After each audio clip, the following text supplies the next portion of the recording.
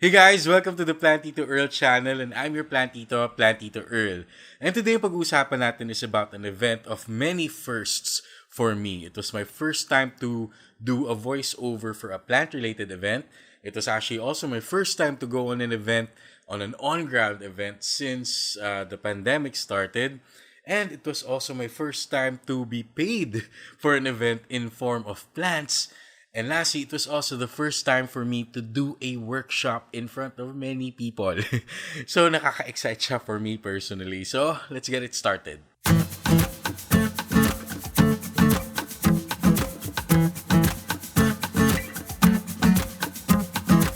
Hey guys, welcome back to my channel. And if you're new here, welcome to the PlanTito Earl channel, where we talk anything and everything about plants. And I'm your PlanTito Earl.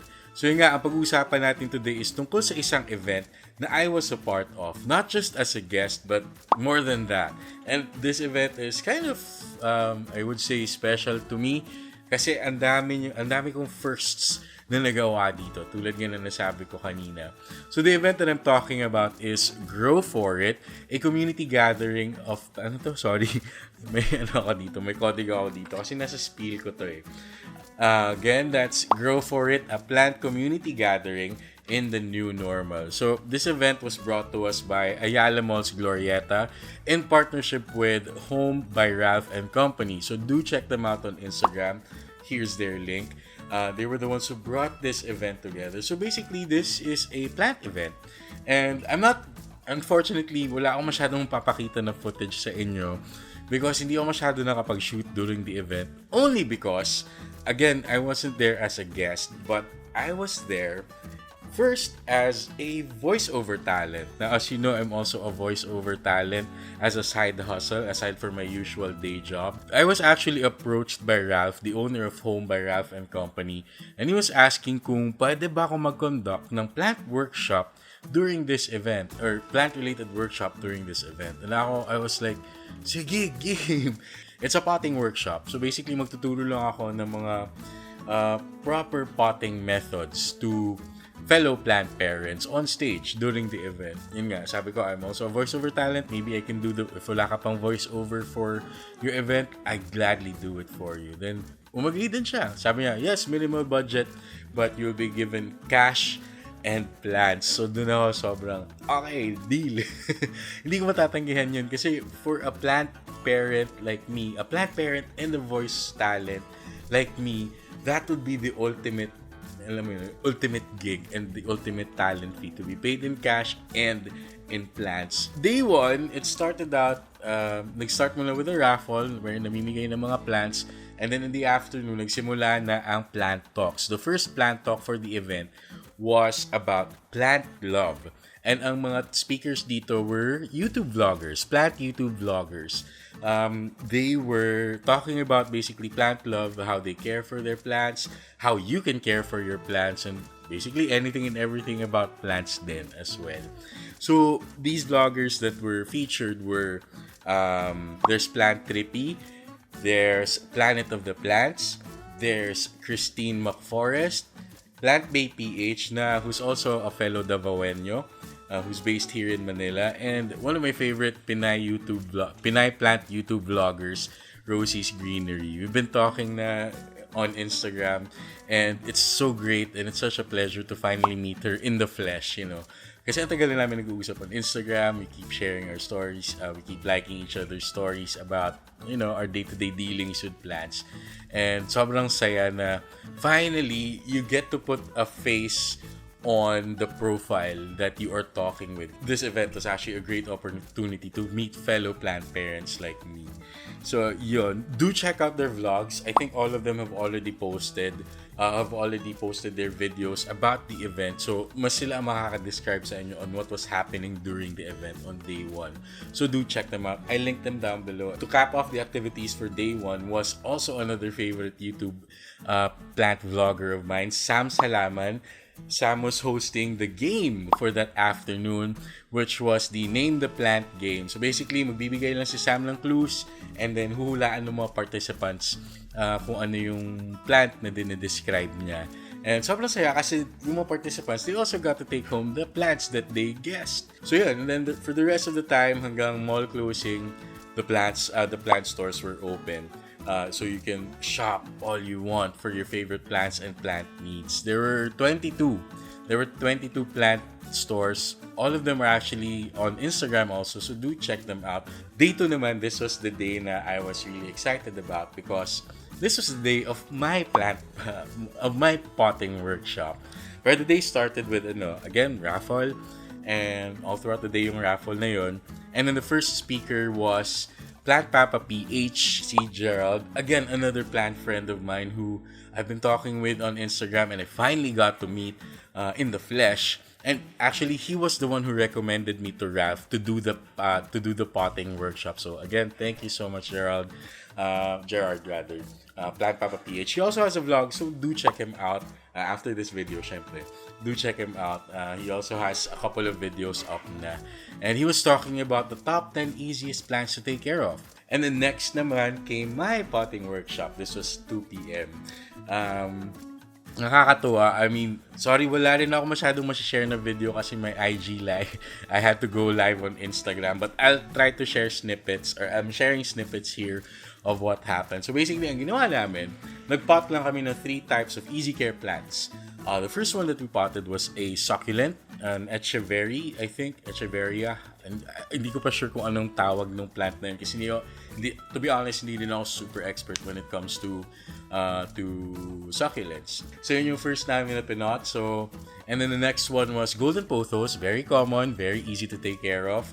And the last one that we potted was a peace lily, which again is also very easy to take care of. It was such a great experience for me. It was my first time to do a workshop in front of many people. There were 20 participants who were joining in the plant potting workshop, but there were also passers-by and the other guests who were also watching. So it was such a motivating and uplifting experience for me na I get to share my knowledge about plants to fellow plant parents. Kahit na I'd say I'm still at the beginner intermediate stage of being a plant parent. Experiences ko, which I already share on social media din naman, but to be able to share it physically in front of many people, in front of their faces, on stage, is such a different experience. Alam mo yun, yes, medyo nakakaba at first, and I must say, pawis ako the entire time kasi ang init. Ang init ng aircon nun, tsaka syempre pag on stage ka nakatapat sa yung ilaw. But it was such a very fulfilling experience for me. And then the next, so yun, that was for my potting workshop, and I was really happy afterwards. And then the last part of the program was also another talk. This time naman is about plant shopping from plant shop owners, especially on Instagram. These were PlanTitas, all of them. There were 5 of them. Si Mama Botanica, do check out her store. There's also PlanTuki, Plains and Plants, who's the owner is Steph, who's also a part of another Facebook thread group that I'm a part of. Hi Steph, it was such a great pleasure to finally meet you as well. She also has a store in UP Town Center, so do check that out. That's Plains and Plants. And lastly, Bahay Kubo. Kubo Vlogs. Check out her vlog. She's actually, I think, one of the top Pinay plant vloggers here in YouTube. So you definitely have to check out her vlog. So basically, they were talking about plant shopping, the do's and don'ts, what you have to consider when you're buying your plants, whether online or physically, and also the things that you have to consider, the things that they went through as plant shops or plant sellers. So those talks were really very insightful from the first day to the second day. So I guess hopefully for those plant parents who were able to join the event, you're able to pick up a thing or two about taking care of plants. So yeah, but for me, aside from the plant workshop, another highlight din talaga was doing the voiceovers. Share a clip of that with you here. Good afternoon, plant parents and enthusiasts. Live at the Glorieta Palm Drive Activity Center is Grow For It, a plant community gathering in the new normal. Please visit plant exhibitors and sellers in the Palm Drive Activity Center and marvel at the lush and unique selection of greens. You can see the full video on my Instagram and on my Facebook. it's just, alam mo yun, it's one of my dream projects. Lalo na nung naging super enthusiastic about plants, na to be able to do a voiceover for something that's plant related aside from my plant vlogs. Kasi it's like two of my favorite passions put in one. And the best part of it all was I was paid in plants, in part cash and part plants. So I'm going to show you now yung naging plant haul ko as my TF, plus the other plants as well that I was able to buy during Grow For It. I'll start muna with yung mga binayaran ko, or binili ko rather. Actually, isa lang yung binili ko. Out of the many plants that I got to take home, I was able to take home around, mamaya, you'll see how many yung mga nauwi ko. So, I'll start with the first one na binili ko. This one came from City Sprouts, and they're on Instagram, so do check them out. Again, this is also one of those sellers na nakakausap ko na for quite some time on Instagram. It was such a pleasure to finally meet them. They're sisters who are running this shop, so do check them out on Instagram and bumili kayo. Their plants are really good. Just like this one that I got. Medyo challenging siya. Nakakatakot, to be honest. Kinakabahan ako sa plant na to. Kasi this is a calathea. This is a calathea rufibarba, or calathea furry feather calathea. Furry feather because yung leaves niya mukha silang feathers, and furry because yung stems niya, if you can see it, let's let it focus. Hopefully mag-focus. Medyo furry siya. May mga little hairs siya on its stems. And one thing to describe yung feather, leaves nito, soft. Para siyang, yung under part is medyo rough, pero yung upper part, sobrang soft niya. And ito, itatabi ko to sa humidifier ko dito, just so that hindi ko siya mapatay. I want to put myself in another calathea challenge. And especially if you're a plant parent, you know how challenging these plants can be. So I'm up for that challenge. Hopefully mabuhay ko siya. And on top of that, binigyan din nila ako ng free na Dracaena Janet Craig. See that? It's so cute. Tabletop plant ko to. Nandito siya sa katabi ng desk ko. Siya yung nagiging view ko whenever I work. These are very easy to take care of. Minimal watering. They'll do just fine under minimal light or medium to low light. In this case, nasa medyo medium light siya. So I'm thinking that it'll do just fine there. And ganda kasi ng shape niya. It's very minimalistic. And sobrang deep green ng leaves niya. So yun yung mga nabili ko from the plant shops. Unfortunately, nakailang ikot ako pero I wasn't able to buy from the other plant shops who were there during Grow For It. But again, thank you so much City Sprouts for these two plants. But now, pupunta na tayo sa mga naging talent fee ko. Yung mga naging bayad sa akin ni Ralph for this event. Let's start with this one. This is actually one of my favorites na kinuha. This is a Sansevieria or snake plant. It's a hybrid. I'm not sure what kind of hybrid. But lately kasi mas nag-gravitate na ako towards snake plants only because madali silang alagaan and they're very hard to kill. Hindi kasali tong stila. Ganito siya.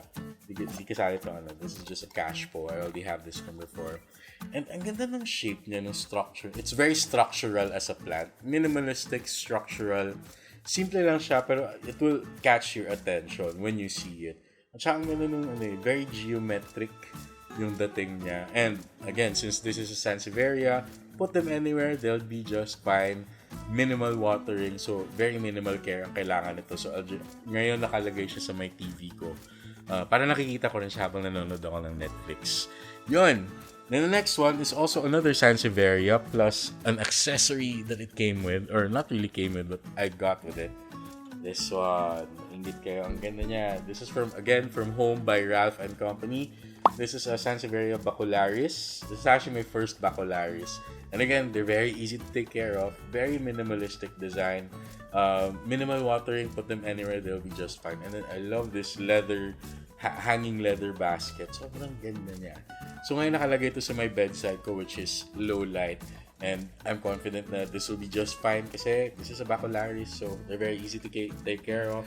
Minimal light, okay lang sila. And actually okay nga yun na nasa low light ko sila ilalagay kasi it will stay compact.